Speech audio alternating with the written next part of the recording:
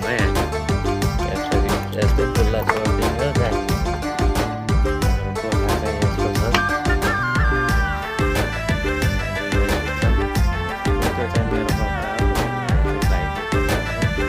जिउ खाँदै बोतल फाल्दै यस्तो छ हालत। अब जुत्ता खोलिदिनु पर्यो।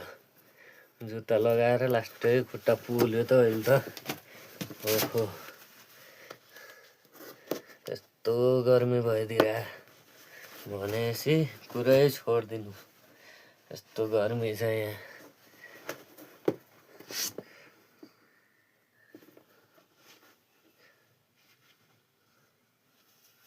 लेसको हालत हेर्नु न गाइस, जुत्ताको यस्तो भइसक्यो।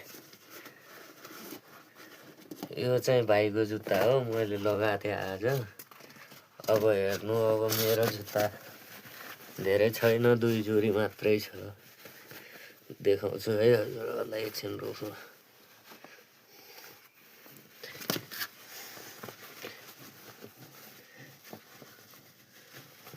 फोल्डिङ गर्नु पर्यो कि अब पानी खानु पर्यो। एउटा तल छ, यो नाइक एयर जोर्डन हो। अनि त्यस पछाडि चाहिँ यो चाहिँ तपाईँहरू आफै भन्नुहोस् है यो जुत्ताको नाम चाहिँ के हो।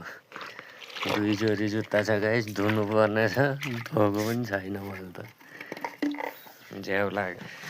अनि त्यस पछाडि टक्क यहाँबाट टुटी लगाएको छ, त्यसको एउटा बोतल भरिसक्यो, अब अर्को भर्छु। यो टुटी हो।